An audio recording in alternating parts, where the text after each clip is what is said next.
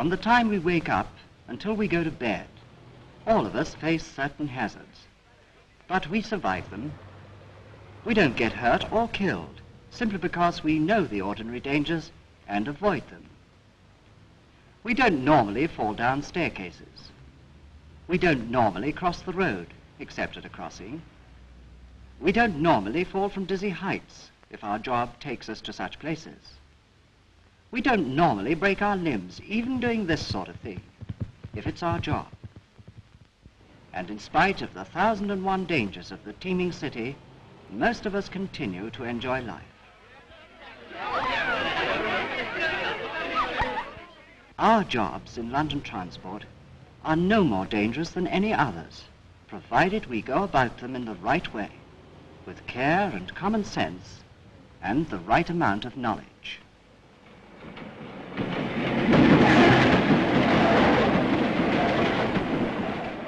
Every railway system has its permanent way. There may be one or more tracks. Here's a bit of London Transport's permanent way. On the extreme left is the space between the sleeper ends and the cable, called the cess. Here, safety from traffic can normally be obtained. Next comes a track known as a 4-foot way. Then a space, the 10-foot way. Here, men can move about with reasonable safety and find stacking room clear of passing trains. Then another track, or 4-foot way. Traffic direction on these two left-hand tracks is indicated by the arrow. The left-hand tracks are separated from the right-hand tracks by a 6-foot way. Then, as before, a 4-foot way, a 10-foot way, a 4-foot way, and a cess. The arrow shows the direction of the traffic. Anyone using the tracks should be certain of the direction of the traffic. Examination of the signals in the section is the simplest method. Obviously, the side you read faces the oncoming traffic, and practically every signal is placed directly alongside or above the track to which it applies. Where there are no signals, look at these wooden blocks or keys. Remember, they are usually inserted in the direction the traffic goes, so the traffic generally moves this way. Where traffic is dense, then a moment or two spent in intelligent observation will settle the question for you.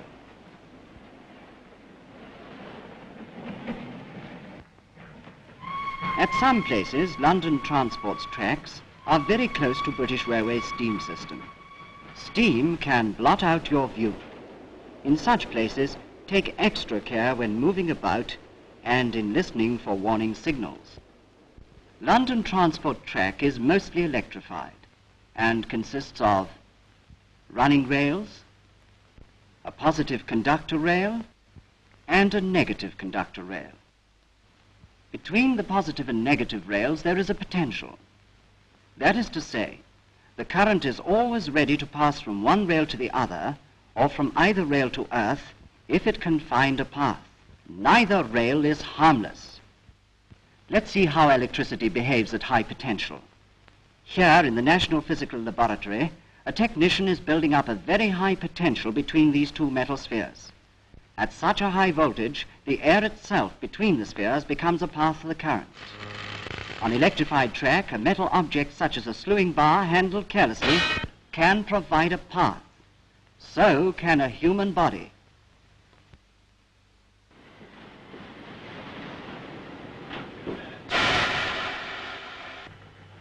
Your job will often take you onto electrified track, so you must take precautions against the danger of electric shock.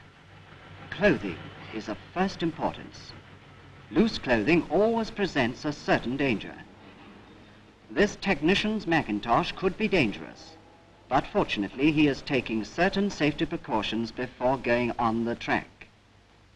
First, he fastens it completely. Next, he fastens the belt so that the ends shall not touch the live rails, for clothes may conduct electricity. What's more, loose clothes might get caught up by passing trains, which would be very unpleasant.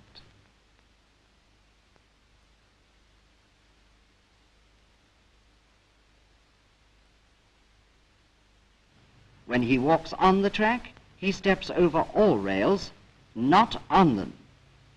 and he steps short so as not to slip. He gives the positive rail, which is higher than the running rail, a safe and wide berth. When he gets into the SAS, he walks facing the oncoming traffic and stands clear of all tracks. When a train approaches, he turns to face it and stands motionless until it has passed.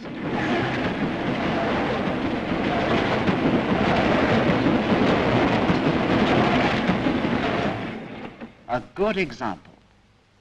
Follow it. A train driver has a responsibility toward men on the track. He must be on the alert and warn them of his approach by blowing his whistle. This warning is picked up by the lookout man who protects the gang. When they receive the warning, they must stand clear of all tracks and remove their equipment and tools. The lookout man wears an armlet. He has passed an examination in his duties. In addition to the horn, he also carries red and green flags and detonators for use in an emergency. He protects the gang all the time they're working.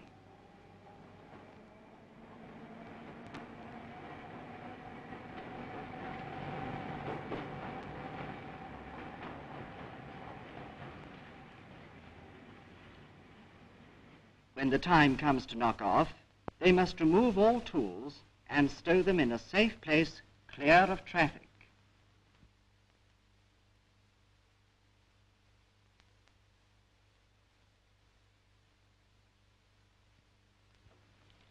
Here, in this 10-foot way, the equipment will not be interfered with, neither will it present any danger to the traffic.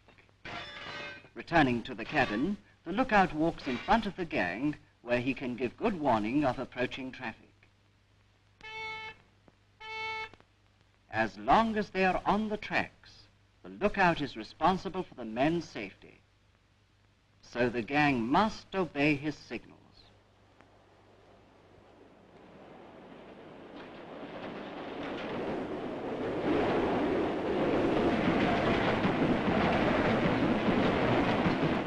In cases of extreme emergency, a lying down position in the 6-foot way will be safe. Much safer than stepping into the other 4-foot. But try not to have to do it.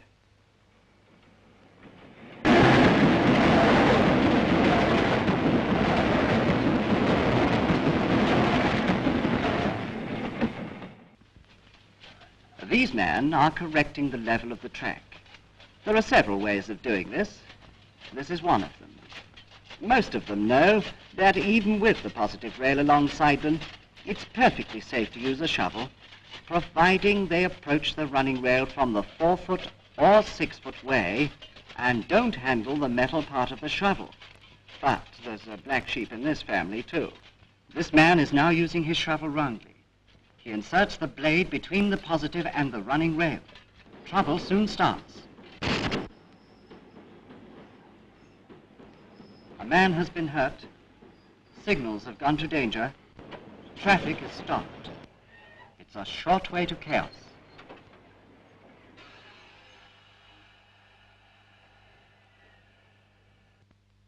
Back at the incident, help is at hand, and the victim has been pulled clear of the live rail. The signal department is always on the scene quickly in an effort to reduce the delay, and traffic is soon moving again. But a careless mistake has caused a lot of extra work. Fortunately, it is a dry day and the man lives to tell the tale. It's obvious, isn't it? Mind the juice.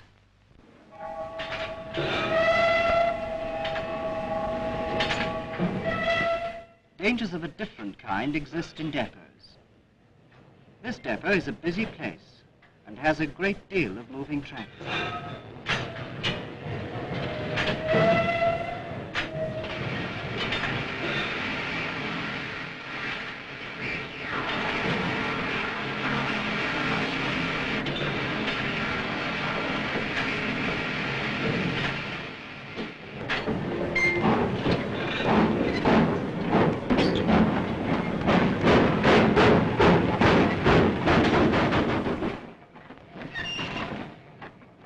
any London Transport employee in a depot for the first time, some of the traffic is unfamiliar, and therefore it is necessary to use greater caution than usual.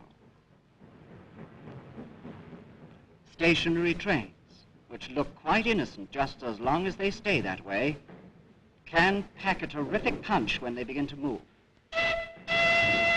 You can't blame the driver.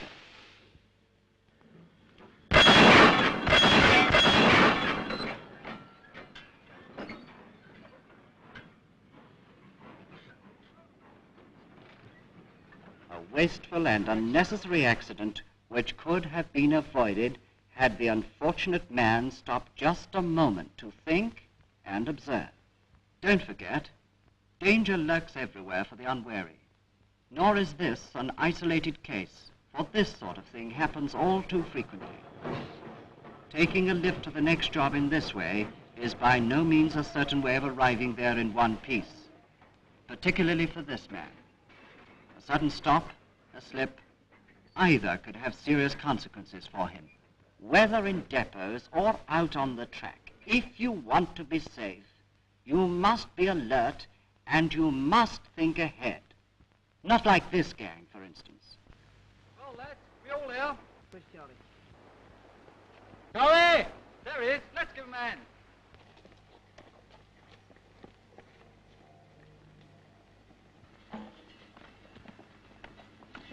Right, Charlie.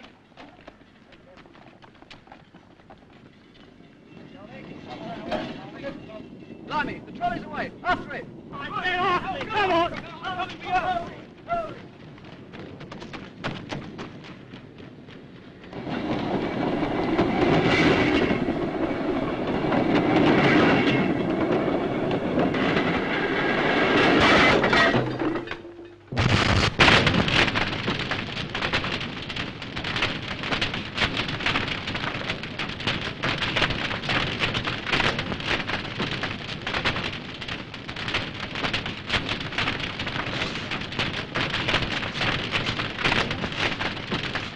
Bigger and more serious accidents arise from simple beginnings, beginnings which you can prevent. In this film, you have seen many such accidents and their causes. So always take time to think about any action which may place your person in danger.